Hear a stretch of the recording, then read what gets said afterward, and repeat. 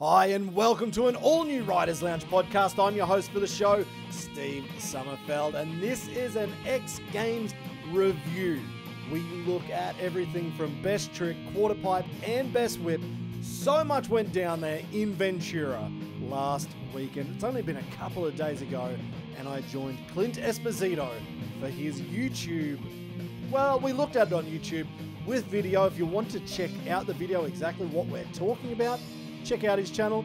If you just want to listen to audio only, you're in the right place. So without further ado, this is X Games Review 2024.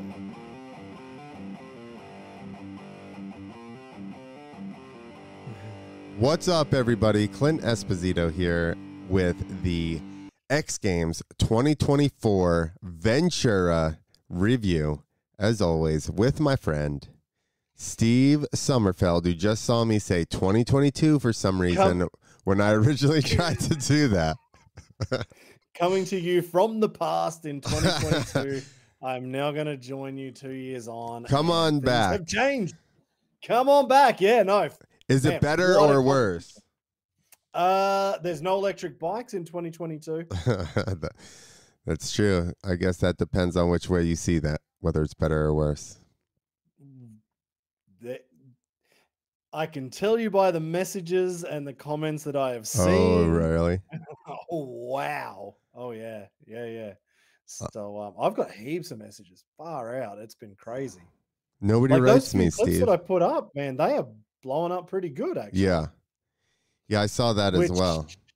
But you also tagged. Did you tag the riders in it? No. Those ones I just put you as a collaborator and one or two with FMX, whatever his name is, Motocross, and that was about it. But anyway, we won't worry about that. But it this year has definitely caused some controversy on day 1 and day 2. That is for sure. Day 2 or 3? Well, day 2 with the best trick when we get to Adelberg and Jacko, who should have won. And that turned out to be a controversy. I'll tell you why, because it sounds like you don't agree with it. No, I don't know. I thought about if I was judging that. I sat there and tried to be like, okay. And that's a really hard call. That's a really, really, really hard call. I mean, let's get to it when we get to it. We're going to start off in a minute, because it looks like you've got Tyler Bereman there, who is not in best trick. No, we're going to go night by night, I guess. So we got pulled up first the highlights from night 1, which was best whip. So, this is just the finals. So our finals are just, I thought we had 4 people in the finals. We do. We do, but I think X Games only put up the top 3. Got it. For this top 3 highlight clip. Tyler Bereman, huge racer, seat bounce, upside down whip, with PH there yelling at him at the start of the run up. Yeah, PH was definitely a sight to be seen, I guess, or an attraction. He was very vocal this week, from what I've seen. Julien Vanstippen, massive whip, like. There's a reason why that dude has a gold medal. Same with Tyler Bereman. And what I heard was he just switched to the Yamaha, and that's pretty impressive to be able to turn it up like that. Basically, I would say as big as he did last year. But of course, you got that guy right there, Patrick Evans, on the electric bike, which I assume is some of the controversy you were speaking of. Oh, yeah. And that was the biggest whip we've ever seen at X Games, Patrick Evans. And that was only his last whip. How many attempts did they have in the final?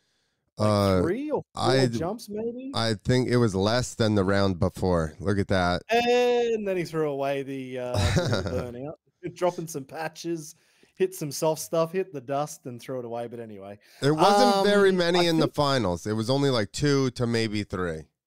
Yeah, so I think his first whip was already probably the biggest, going in the opposite direction. Then he went turn down, which was probably the biggest turn down we've ever seen. And then that one there, that's the big dog, and that's what got him the gold medal. So what's the controversy? Like, is it fair? Why is this thing flickering like this? It's like, is it fair that he's on an electric bike? Should it be? Woo. Oh, there is that turn down. That's well past 180. And look at the correction, even like the body English, just to bring it back. He's back to completely straight. That was the... Wait, that's going the opposite way. And then this is the big dog. So those three whips, all three whips there could have been best whip winners. On their own. On their own. All three could have won it. Let's see it again. And that's why this is like this is just easy to call. Patrick Evans easily won. And I think with that comes the controversy of, should electric bikes be allowed in the competition? What is the question behind their legitimacy? I don't have that question. From my side, you could turn up there with a CR500. You could turn up there with Levi's completely engineered, like completely rebuilt bike. Right. What you if can turn up with this electric bike? What if somebody went there? Okay, that's a good discussion. If somebody went there and showed up on a full-on Shogun freestyle bike, which has a shorter wheelbase, is lighter, and they started turning whips around like that, would people bitch about it? Exactly. You wouldn't. You wouldn't. You would never say anything. It's just because it's something different. And let's face it, I think it's just people being mad about stuff going to electric.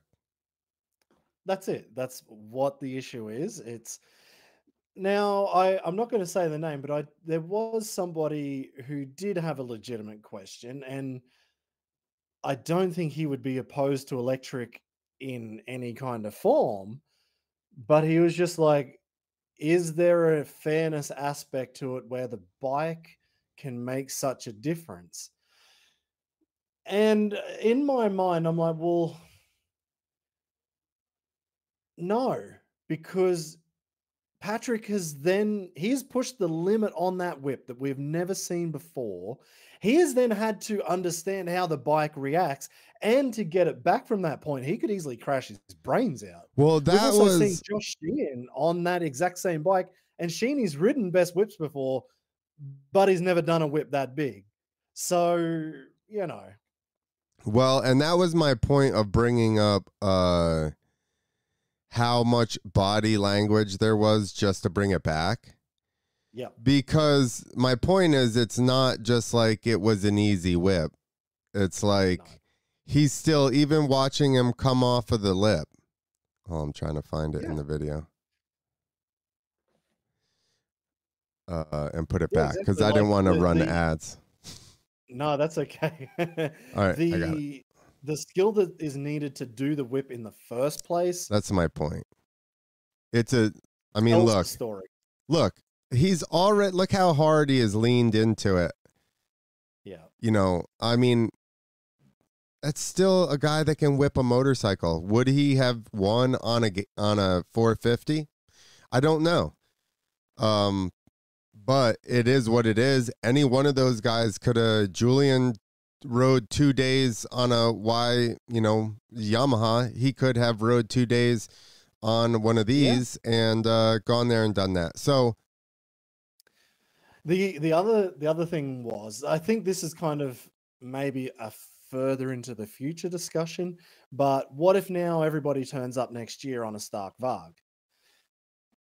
So it's like, what if the competition look stupid?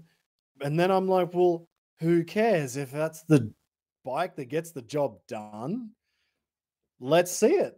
Show us what it can do. Or, it's like 2 strokes, 4 strokes. Now it's electric bike. And I'm like, I don't care. Like, some guys will be happy to just rev the tits out of a 4-stroke. Some will be happy, like Jarryd McNeil can whip as good on a 2-stroke and a 4-stroke. Like, I don't know. I don't feel like there's a question. to be answered, but a lot of people have decided there was. Yeah, I saw somebody say on electric bike, so it doesn't count. And yeah, it's patented. No, what is it? It's patented as an electric bicycle. I'm like, well, a fucking electric bicycle made everyone look stupid. Yeah. End of discussion. Didn't we learn anything from talking shit to R. Willie when he was just a scooter rider, and now he's just smashes everybody on BMX too? And you're like, you guys just should have kept your mouth shut, and he wouldn't have played your game. But now, that's it. You poke the fucking beehive too many times, you're gonna get stung. Everyone bitched and moaned about 4-strokes, and they're probably still the guys who ride a 4-stroke now bitching about electric bikes because they can ride a 250F easier than a 125. I'm just saying. I agree. I mean, why does it have to? I want one of each. I want a 4-stroke, a 2-stroke, and an electric bike. I think it's all cool. I think, and the fact that it's better for some things. I mean, I was talking to Derek Beckering because he's riding the fair up here, and he said he rode one. We were talking about them and, just like electric bike versus 450s because I was actually there watching it.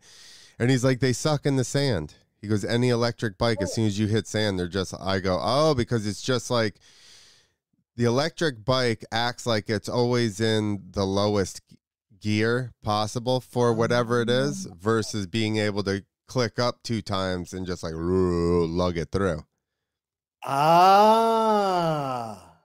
Yeah, I know what you mean. So it would be like, okay, if I can try get power through here, I'm going to do it as quick as I can.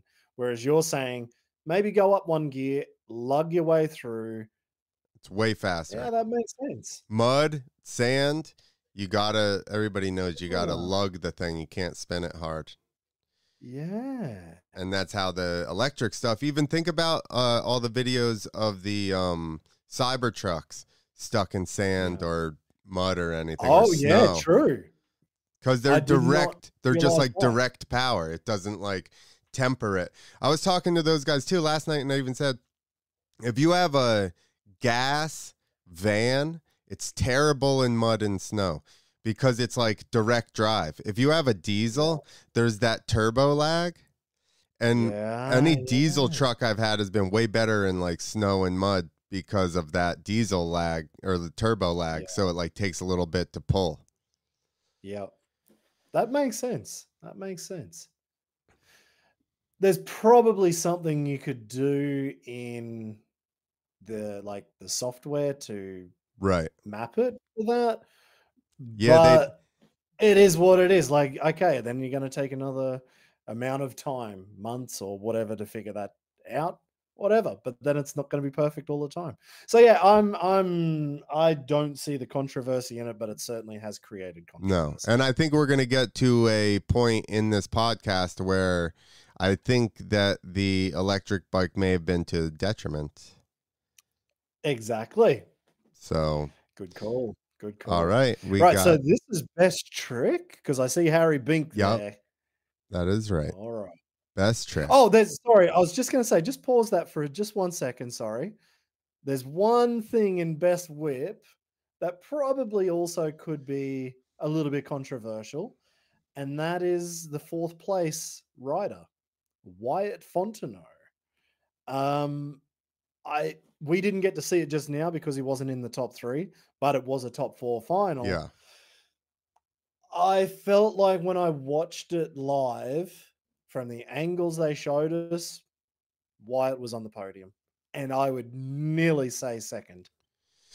I kind of thought that as well, because all of his whips were for real, dude. Like, they were all big. They were definitely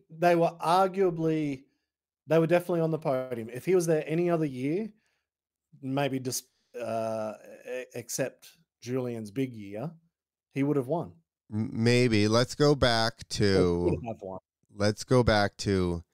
text voting. Oh, well, okay. Apart from those. But my point is that We're in like a little bit of a similar scenario, but it's just with the powers that be instead of the general public. Yeah. So I think True. that there's still a lot of, listen, and I like Tyler. I don't have anything against him. But I think he's a bigger name. So For sure. it's hard to, it's like when we were watching and then all of a sudden they did a Monster Energy athlete profile on Axel Hodges. Oh, I didn't see that. How weird that they would do a Monster Energy profile on probably one of the biggest Monster Energy athletes. I did not see that one coming. Yeah. I know. And that's unfortunately the bias that humans will have, and you cannot eliminate it. So no, that's Red Bull does it too. Yup. And they're, I'm not going to say they're worse. I'm not going to say they're worse for it since I've got a logo right behind me. Not that I'm sponsored by them, but definitely get a lot of work. Yeah. But that's the game. You know what I mean? Like, it is what it is. And that's where I get myself into trouble is calling that game, seeing it on those tough calls. I kind of go with the unpopular opinion, or maybe it's the popular opinion, but unpopular to the powers to be, and then I get myself in trouble. But I'd rather be on the right side of history. I'm starting to think it's not worth it, Steve. I think we should just shut our mouths. I think you're right. If I just I've always said what you just said, and guess what? I don't think it's ever helped me. So I don't know. Maybe I should just keep my mouth shut. That's it. I'd have a lot more money to redesign this studio and not do it myself. Yeah, you may have an unfinished studio. You may have a Red Bull studio in your house right now if you would just keep your mouth shut. That's it. I know. That's a lesson we should all learn sometimes. Yeah. Thank you. I'm glad we're learning something today. You didn't know this was an educational podcast. Speaking of educational, this dude right here, Harry Bink, he is a smart cookie, actually. You're not going to know it from this double backflip over the next gen. Dude, did you see him open up on the second one? Like pretty hard for a double flip. Yeah. 75 he foot. Opened up. He still came out of it like landing 30 degrees over rotated. Man. Yeah. If he wanted to, he could probably go 2.5 rotations on that ramp. By the way. So is this the first double next gen double flip in competition? No, they were doing it at No. They've done it before. Because he was doing like one-handed knacks on the next gen double flip. At Nitro. Coming into this competition, they did say, like Vicky was saying in there, that he was. Oh yeah, he was banged up. Coming in with like a torn, I don't know, muscles or something in the sternum or something. I think it was probably cartilage. Because I bruised cartilage in between my sternum and my solar plexus as well, and it was not any fun. So now this is the big one, the Lazyboy front flip off the next gen ramp. That trick has been done before by the man we just saw, Harry Bink, but that was on the Moon Buddha cheetah ramp. This is the first time ever off a regular ramp. It's off the next gen, and Adelberg did it perfectly and with style. I will say, I think it probably lends itself, the front flip lends itself to doing like a good Lazyboy versus like, a backflip where the bike rotates away from you. But I think the issue is that look how hard he has to look back to get straight. And that's going to definitely screw with your rotation. Oh, yeah, true. That's a good point. He was doing the hardest sit-up he'd ever do in his life. Well, think about, remember they did the no-handers in Chiba, and he held his off way longer, was way bigger, but he didn't look up, so Jackson won because they're saying it's slowing the rotation down. Well, I mean, he definitely has to throw himself that way, which is going to fight your rotation. But the next trick also is similar in that respect, I would say. It was big though. I loved that one. We heard that there was going to be something big from Adelberg, and it was huge. It was done perfectly as well, which is exactly it's what we expect from Adelberg. I mean, you shouldn't always expect perfection, but this dude only brings it if he's 100%. Dialed, dude. Yeah. Like that was about as smooth as you could land, period. Yeah. That was as smooth as you could land a dead sailor upright, and he did it on a front flip with a lazy boy. Exactly. You're right. So 96 points, and that was his first jump of the night. Yeah. 96, and he said that was good for me. His next jump was a one-handed heart, and which was also sick, which was perfect.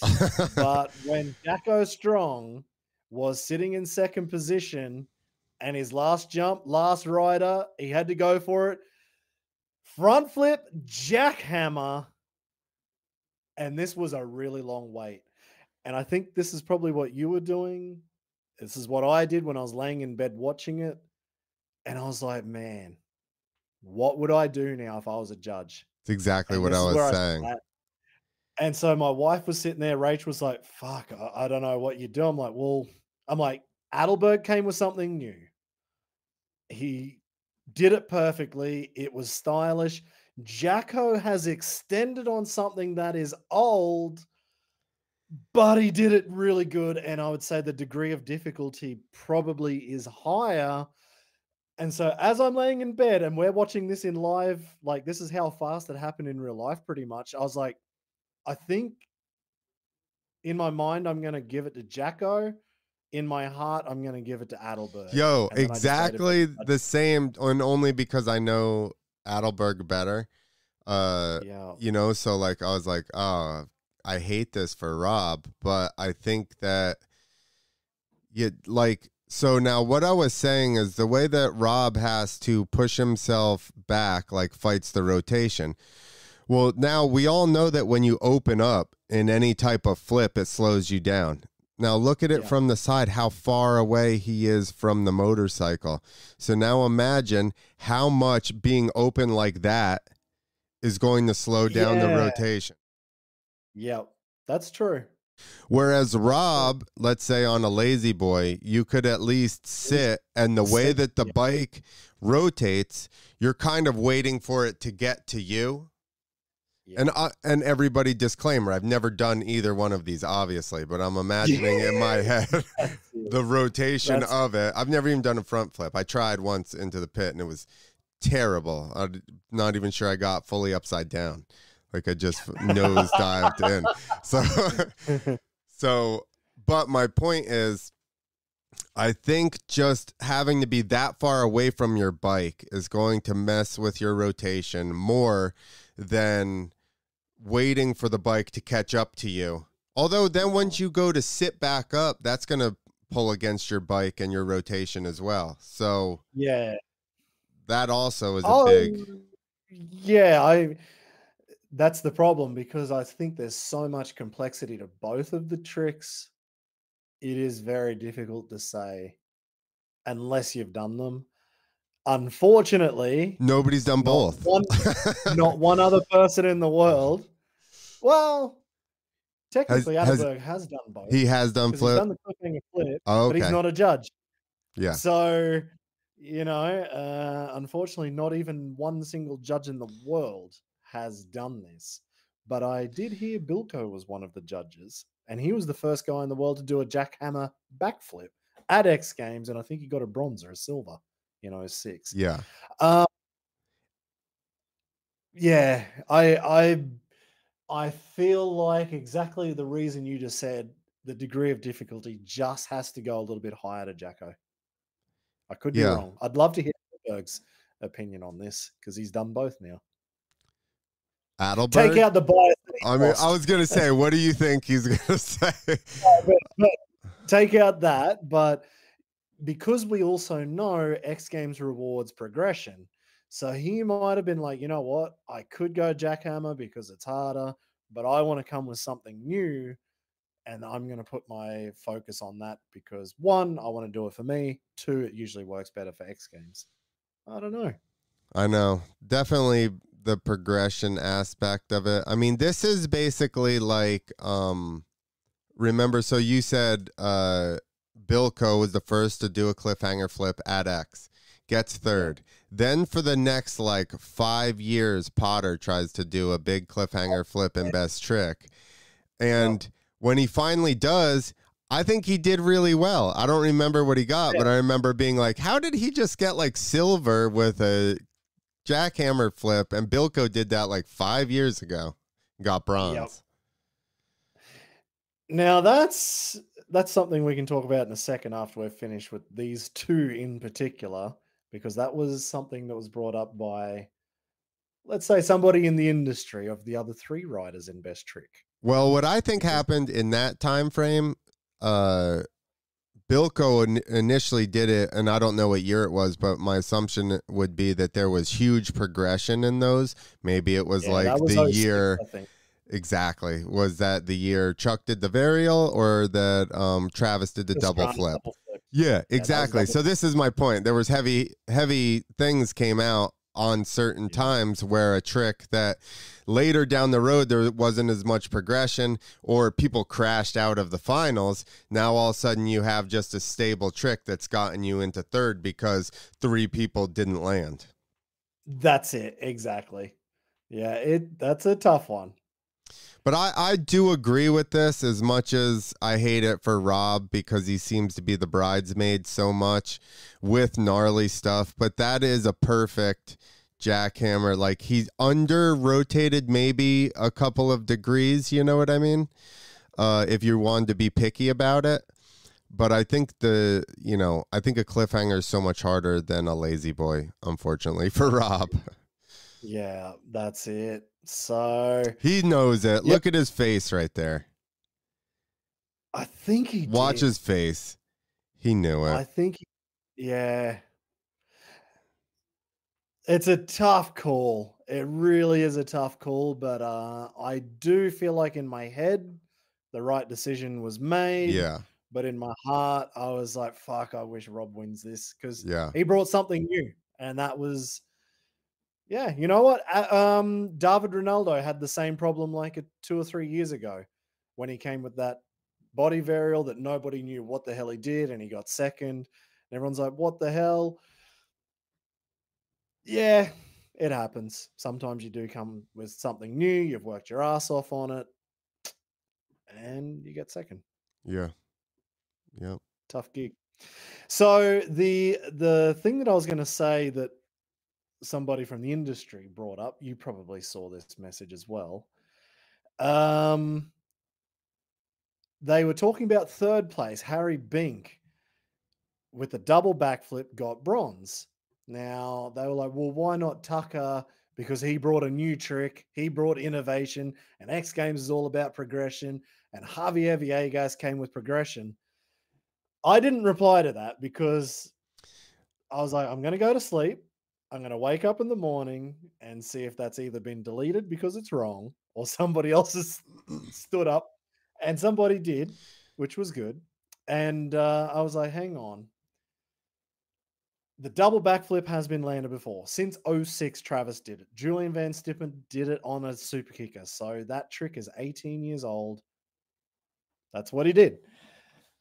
Harry did it off a neck, which not many guys have ever done before. So that beats the super kicker. Simple. Yep. Tucker did a one-handed super can indie backflip, which he has done before, and David Ronaldo has done before for like a couple of years. And his other trick was a one-handed double can flip, which I freaking love. Yeah. But Tucker's been doing that again for like 2 or 3 years. So that is not progression, as this person is talking about. Javier did the Surfer to Tsunami. They are off of the next gen ramp though. So if we're gonna reward Harry for doing it off next gen, we have to reward Javier and Taka as well. And so then the question is, does the double backflip beat a one-hand super can flip? Indy? Yeah. I think it was like a super knack. Yeah. One hand. In but difficulty, I'm going double. Has to be more dangerous. Here's also an unusual for Taka. He was not like zipped together, perfect form, locked. It was kind of a little bit squirrely. Yeah. Yeah. That's for true. Taka. Now, what if Taka? What if Taka did Taka perfection? Would that then beat Julien Vanstippen's super kicker double flip? On the bigger ramp, if we're going X Games best trick, progression is scored high, yes. Yeah. Okay, tough call, isn't it? So let's get to the next one. I know I saw this comment as well, and I saw who responded, who's never shied away from a good debate.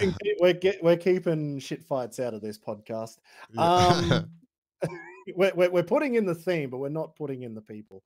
And the next one was Javier Villegas with the surfer takeoff to tsunami backflip, ruler KOD backflip, off the next gen. Because he goes from the seat, gets into that thing while he's still pointed down. He's like fully KOD'd pointing down at the ground, and then like rotates half of the way KOD and then gets back on. Yeah. So that's a hard one as well. Yeah, because he has done that trick for a long time off a regular ramp. He did it off the next gen, which is going to be harder to get used to. And he only had a week of like knowing that he was even in the competition. So it's not like Javier turned up with preparation behind him. And I'm like, well, he's done that before. The trick itself has been done before by him and Mark Pignol. So again, we're not talking about pure progression right there. And then they're like, yeah, but what about the Indy? And I'm like, well, even the Indy is like an easier form of doing the full tsunami. Like everybody knows if you want to do a full ruler or a full KOD flip, it's easier to go Indy than to get the legs straight. I agree with that. I say the first one should have been scored higher. I definitely think that an Indy, like you said, to coil your body up and roll it and point it and then coil all the way back in is way harder than to keep your legs bent and go like that and come back in. So I totally agree with that. I do have a hard, I'm like,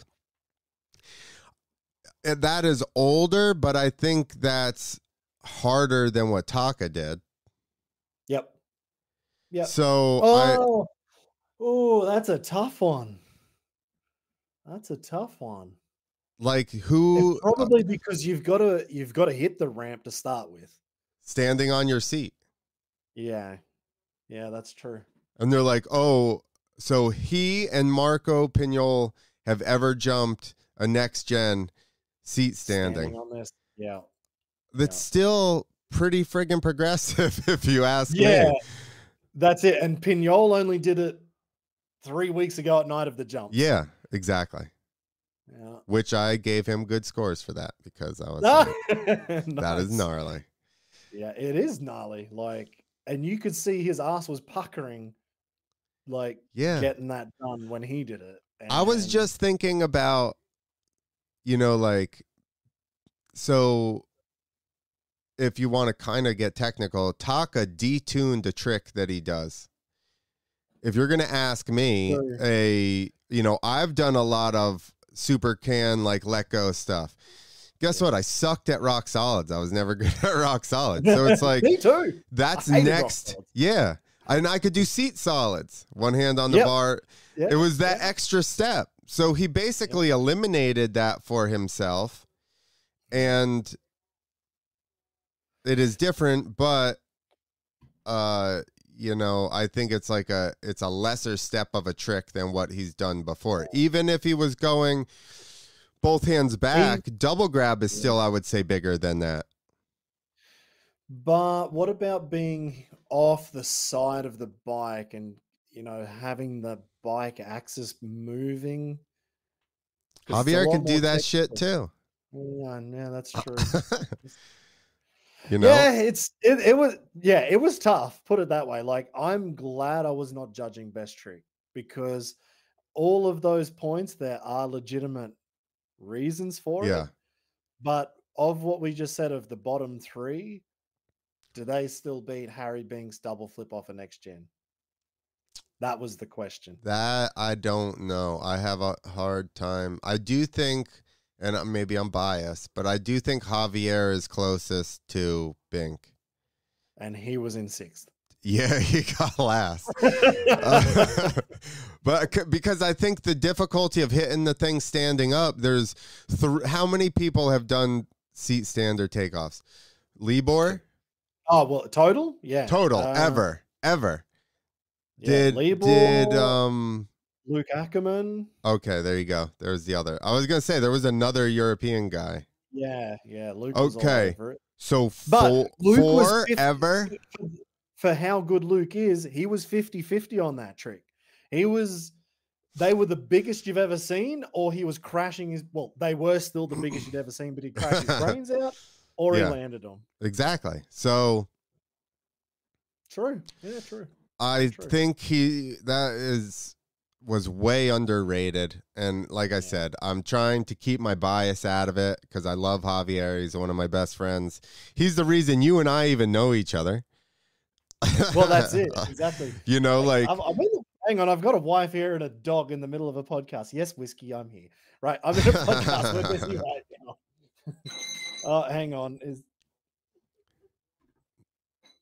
Hello, Whiskey and Rachel. Right, get out of here. We're being we're being very professional. Very cute. Now I have a new mascot. That's it. I'm gonna bring Vern in here. We'll have a dog off. No, not yet. She'll go crazy with another dog right now.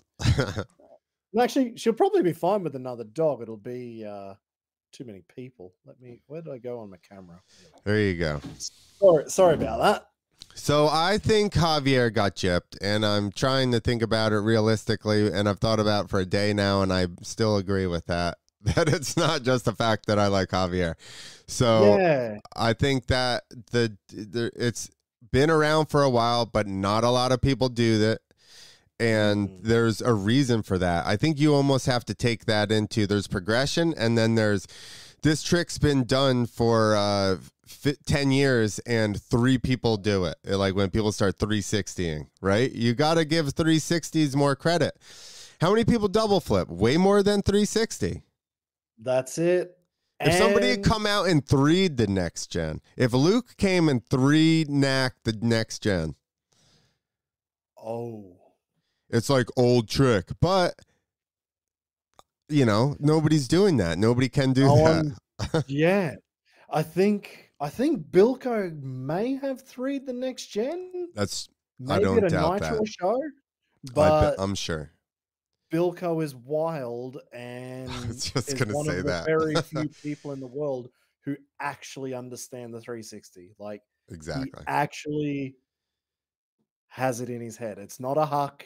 It's not a maybe this time I go, well, he did have a lot of crashes in the old days. He definitely shares a lot of crash footage. But he paid those dues to understand it.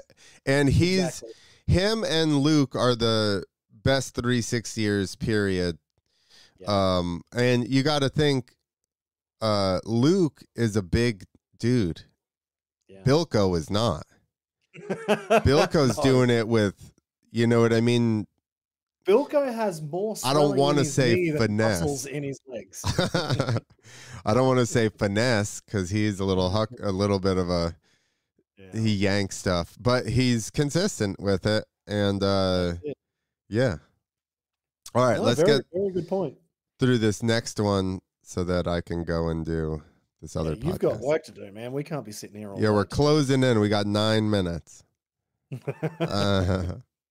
All right. So that's the other one. Guillaume Navas was frigging sending it, dude. This is quarter pipe, and his very first jump, he came out of the blocks. He was ready to go. I was Yeah. like, holy crap, this dude, he's not here to fuck around. Like, he is here to win this thing if he can. Yeah, that was awesome. You know, a lot of times in these weird events, you don't expect the Europeans are like a little bit of a disadvantage sometimes. And I guess he's got a big course with a quarter pipe. I would imagine he has to. He does. Yeah. So they've got the Yates compound, and he built that quarter pipe setup at home like a year and a half ago, maybe 2. Dude, and did you see how looking close? good. See how close he lands to the landing? Yeah, he was like one of those guys straight up and down. Straight. So I think that helps you because now none of your momentum is going to transferring out. It's all going straight up. What happened they showed like a brief glimpse of. They showed Axel for a split second, but I think there was a little bit of a glitch in the matrix. Guillaume Navas got 51 feet. Like, he overtook Axel Hodges, who was going at it ham. Now it's time for Colby Raha. He won the last 3 years. This year on the Stark Varg. And this is where things will get a little bit... maybe it brings the controversy back down just a tiny bit. Yeah. So I do feel like he was rolling into the ramp a little bit slow. His run from the corner seemed like he could have charged it a teeny bit more. Let's see. Whereas that's what we saw the last couple of years. Like, when he needed to win, he pinned it. Whereas this time it looked like he didn't go. And maybe he's just like 80 horsepower. I'm just going to jazz it on the ramp, and I think that'll be enough. Or is he just not quite as used to it? His style completely changed. Do you see how he's like up over the front up here? Yeah, Vicky said that a few times during the telecast. And I actually went back and I watched some of the videos from last year and the year before, and she's absolutely right. Yeah, like he was not over his bars like that. Yeah, he was floating off of it, whereas now he is like hanging over the front of that wheel. Like, his helmet's past the fender. Yeah. So that tells me, which is also what she said, like, he was probably just not feeling it with the bike, just trying to figure out how that bike operates that high up in the air. It's a different feeling. Okay. And here's the thunder from down under, Corey Creed. Yeah, he was dialed right from the opening round. Yeah. His first hit, he just sent it. He also is one of those guys that does not transfer across. No. He's just almost straight up, straight down. Here's the other thing, and they talked about it last year. Watch, he looks up, up, up, up, and then finally when the bike starts to slow down, he looks back down. And I think that like Raha watch how as soon as he comes off of the ramp, he was already kind of looking down, wasn't he? Yeah, now look at he turned all that away. He turns all that momentum into spin instead of allowing it to carry him up and then try and look back down. So think about if he looked up. And look at their graphic. Yeah, their graphic sucks. They were all over the place with this graphic. The graphic was tell me about it. And they were talking, that's what I wanted to say. They were talking about this graphic the whole time. I'm like, the cameraman is moving every single jump. Yeah. Maybe there's more technology behind it that I do not understand. But I'm like, if you want to go by that, at some point, like, he was getting very close with the wheels either above or below that line. Then I'm like, okay, is it because the transponder's in a different part, or it's in the same part of the bike, but where Colby's tilting the bike, it's not registering it at the same height? So he needed his transponder on his rear axle. Yeah, exactly. Corey needed his, because we were talking about this. Corey needed his transponder on the lug of his front fork. That's it. Very true. Very true. But I think that one, they need to, if they're going to do this, they need a set camera that's just for the graphic. Come on, dummies. You can't have a moving camera and then run this stupid graphic on it, because just about every single time they've shown the graphic and somebody in the camera, it was way off. Because the first time they showed it, Colby, he goes and they showed the graphic and he's like way below him. And then all of a sudden they're like 49. And I was like, wait, what? That's not what that graphic showed. Yeah, and I did see a lot of comments. I think it was during the event as it was happening. You can see the chat, and they're like, yeah, but he's way under the line or he's way above the line. Like, yeah, guys, the line means nothing on this camera view. Okay, why? You know how when they do like half pipe for snowboards, and they used to do it for this, where they would...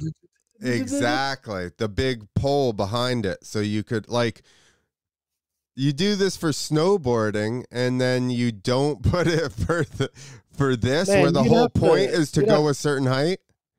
You'd have to have a full scaffolding set up to get it that high now. Do what you got to do, X Games. Like, come on. You need the Eiffel Tower in the background just to get the paint markings on it. Okay, so then set your camera up better then, I guess. You know what I mean? And do your graphic better. I don't know what to tell you. You need a designated camera just for that. Yeah. All right, well, we're going to have to rush this here at the end. Sorry, everyone. But so basically, in the end, I'd say Corey Creed and Guillaume Navas were like the two riders who just came out and looked the most comfortable. I'd say it was the best I've seen Guillaume Navas ride. He looked amazing. His bike looked on point. Like, everything looked good. Same with Corey Creed. The bike just looked like it was doing the right thing, except that one time that he went the biggest. Yeah. You can see him like looking for that rear brake. I don't know if his foot came off more than he expected or he was G'ing out hard, but he was like trying to find that back brake pretty violently. Yeah. And he ran the street bike back tire. Oh, yeah. That was... Now, before they even said it, I was like, as soon as he took off on the first jump, I'm like, he's gone motard on this. And then they did bring it up during the thing that, yeah, he was running slicks. So this is another thing. Patrick Evans wins best whip on an e-bike. Do we see everybody turn up next year on e-bikes? I don't think so. But anyway, that's a question people had. This time, Corey Creed wins with slicks on his rear tire. Does everyone turn up next year with slicks on their rear tire? I don't think so. But let's say they did. Who cares? Thank you. Are we upset about that? No. It's like stupid stuff. Like, what are we, Thank you. That's, I do like hearing. Maybe we're in an echo chamber right now. And I was like, I noticed it. And I was like, that was kind of smart thinking from Corey. I don't know if it actually makes that much difference. I'm guessing he's done a lot of testing that he knows it does. But I can't imagine Colby Raha turning up next year with running slick tires. But then he turned up on an electric bike, so what would I know? Yeah, exactly. With slick tires. Oh my God. People would have a meltdown. Especially if those tires are made out of like 100% eco-friendly rubber materials. Yeah, exactly. Oh, what if they had green tires? All right, I got to get out of here. I think. Yeah, you're running late. Sorry, pal. I'm late now. Yeah. Yeah. Anyway, off to your next podcast. All good. Man. Fun times. I think it was a great X Games. I think that I enjoyed watching it. Competition was good. What else can you ask for? That's it. I was happy with that one. I was really looking forward to it, and it didn't disappoint. So that's the best part. Exactly. All right. Thank you guys, and we will see you again very soon, hopefully. Oh, yeah. Catch you, buddy.